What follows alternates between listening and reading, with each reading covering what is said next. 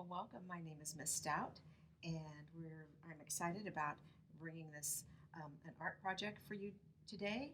Um, I thought the first thing that we could talk about is art journaling. I don't know if any of you do that. You don't have to be an artist to art journal. You just have to be interested in things. And the one thing that I've learned about it, during this time of being locked down, one of the things I've learned about is art journaling and just looking at things. And when you just draw, you learn to see things, and that is the most incredible. Um, you'll see that change come over you as you work and as you draw and just discover. So when you do your art journaling, your goal is to not throw anything away. Don't throw it away, and that way you'll see yourself improve. And you can start out with a folder, something like this, or and I'll put mine over here, and that way it goes into your folder and it doesn't go into the garbage if you don't like it. Um, One of the things that I have purchased is a mixed media journal, something like this. This is a Strathmore visual journal, and it's small because this is my little pouch that I take with me when I go out um, in the car, and if I want, I just can put it right in here.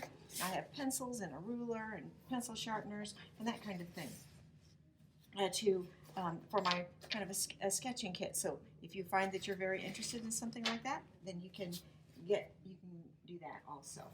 All right. The first I think the thing that we're going to sketch today is a Jack-in-the-Pulpit. And I don't know if any of you know what a Jack-in-the-Pulpit is. This is what I learned about them. They only grow, I mean, you can grow them. You can buy them at a nursery and grow them in your yard, but the conditions have to be um, a certain way. I think they have to be kind of damp. But to grow in the wild, they only grow on land that has never been plowed under, or earth-moving machines have never turned that over. Spittler Woods has never had a plow turn that over. Like it was before the European settlers moved in. And so you can find these Jack-in-the-Pulpits there in the spring. And so this is a drawing, but it's an excellent realistic illustration of what it looks like. There are different types of Jack-in-the-Pulpits, and the ones that I saw out at Spittler aren't purple, but there are just many different kinds. And one of the things that is so interesting about these is that this is called the flowery part. First, this is not the flower, which we learned that too when we were reading about them. This is called a spathe, and this tall stalk is the spadix, but this is the flower way down in here. And the flowers form way down in here, and then they produce the fruit like this. And in a photograph, this is what they'll look like. Right now out at Spittler, they're green looking like this. And all of this falls away. And then these will form, and next year we'll have more. So it's just such an interesting flower. They are poisonous. I think deer don't eat them. Some smaller animals may eat them. I think that if you roast parts of them, cook them real good, that you can, but most of the time you don't want to. I think that if people try to eat these, they get blisters on their mouth. You don't want to eat these things at all. They're fun to look at. So there you go. So I thought today what we'll do is we'll look at we're just going to do a black and white. We're just going to do a pencil drawing. That's all we're going to do. So I thought, this is what it looks like in color, and this is what we're going to work off of. And anyway, black and white can be very, very good because you have to pay attention to some details. The color is gone, but you notice details, and that's a wonderful way of kind of training your eye to look at things. So I'm going to move this out of the way right here, and I'm going to now. And I'm just going to do this very kind of quickly so that And this picture we got off the internet. So when you're drawing something, the first thing that you need to look at is you want just basic shape. You don't want to, oftentimes, and I have done this also, you pay too much attention to detail and then your proportion isn't right, everything's kind of out of whack, and then you're getting all these details in and you think, oh no, now what am I going to do? Because you're almost done and it doesn't look right. But if you look at the basic shape, so we've got a stalk, we've got the stem coming up, and we're just going to do that. I'm not going to worry about this part over here today. So I just have our stem coming up like this. And so it's just kind of a rectangle. And then you come into this part, it kind of goes out a little bit, and I'm just going to do this. I'm just going to kind of come up like so, kind of like a rectangle. And I'm just going to kind of go out right here like that. So really this part of the spade or the pulpit is about the same size as here, and I'm okay. All right, and also, I don't know if some of you understand this. A long time ago in churches, you had to, the pastor, the minister had to go up some stairs. The pulpit was way up above everybody, and then it had the box that he stood in, and then it had this overhang, like a little roof. Okay, so that's where they get the term Jack-in-the-Pulpit. So, but they don't make those. They don't make pulpits like that anymore. So I thought you probably won't know this. Okay, so I've got this, and I'm going to put my stalk, and I'm just going to go like this. And again, you see, I'm just trying to get my proportions. And then this is so interesting. You've got this lovely curl that comes up.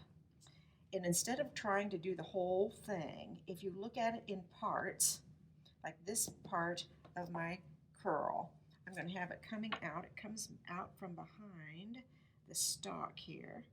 I'm going to come out like this and come up like so. Then I'm just going to come down out like this and bring it over.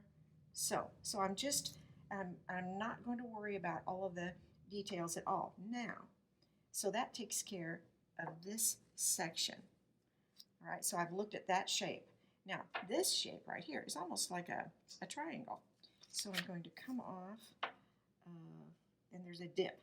You see the negative space here. There's a kind of a point. So I'm going to come up here, and I'm going to go like so, and I'm going to come down, like I might come out a little bit, like so, and come up. All right, I've got my basic shape, like so. Now I'm looking at it, and I don't know. I might bring this up a little bit. Bring this down. That. So pull it in. But this is, and so I look at this, and I think now I've got my basic shape. I think I'm going to be okay. But now I'm going to round it off a little bit. So I'm going to start back down here, and this comes up like that. I'm going to soften that edge and come up like so. Just soften the edge. And these, you notice the leaf has a curl to it. And I'm going to kind of do that. I'm going to come down a little bit. And I'm following that edge, and yet it's a little different. I'm softening it, giving it a little bit of curl when I come around. And then I'm going to come right on down here like so. Like this. And there's part of the leaf is up under here. So I'm going to make that a little softer because that was just a straight come up like so. And I can bring it back in like that. And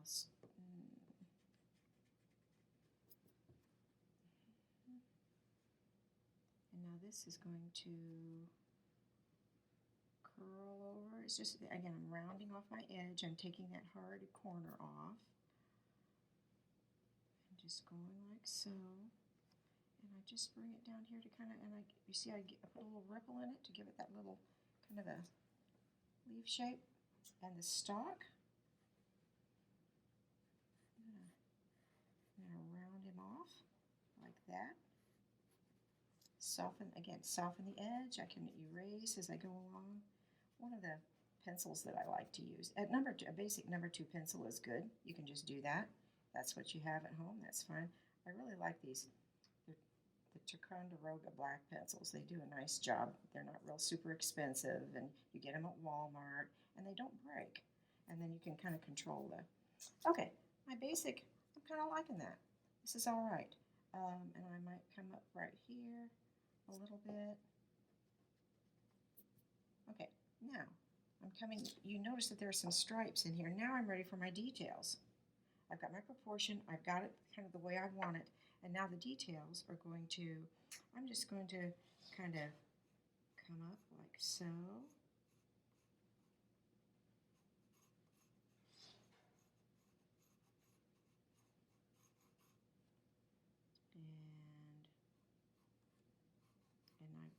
As I was looking at this, I noticed I came down a little far. If you look right here, I came down a little far, too far. And see, that's one of the wonderful things about drawing. The more you do it, the more you look at it, and the more things you notice, the better you see things around you. And so it's right there. And I might just kind of soften that a little and shade in down here. And if you want to, like right along this edge over here, I might just take out a little bit of the graphite of the pencil to kind of give it that more rounded look, to see where the light is coming.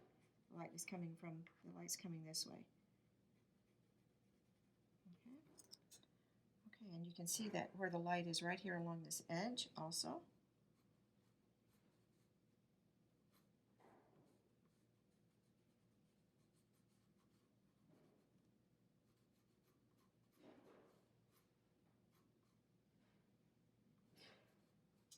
And as I'm looking at these, the stripes kind of have this lovely bend to them. And again, that's just part of being able, the more you look at something, the more you notice. And so I'm going to kind of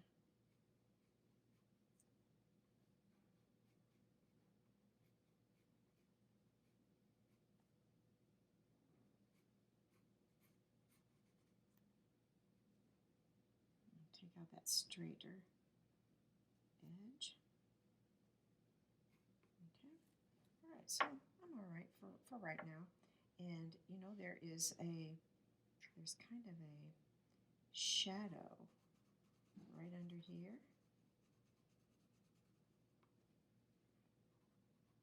And I'm going to kind of go like that. And just shade that in a little bit. Again, I can adjust that later, but see, I'm going to leave this. There's a shadow right here, and I'm sorry, a little bit of light that's reflected right there. And you can still see some of the stripes. There you go. All right, and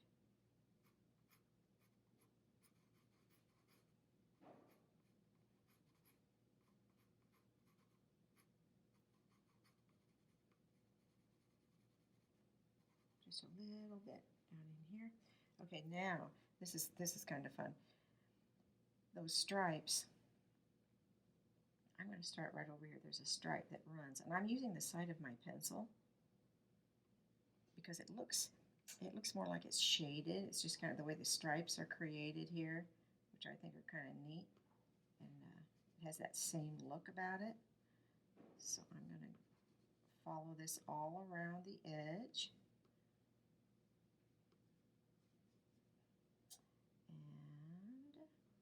And I'll do another one.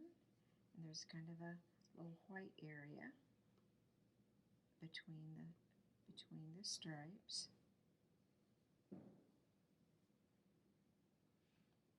And I'll do another one.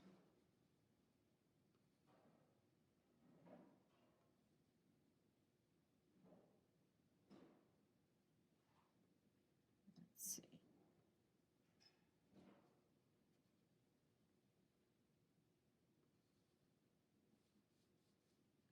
Bring it on down here like so. And you just continue to put add your stripes, adding the details. And there you have it. There you have it. And over here there's kind of a, I'm going to do a shade, but I'm leaving that edge because the light is kind of bouncing off that edge right here. And so this is an idea. What should give you some kind of an idea about shading in Jack-in-the-Pulpit. And under here also this is dark.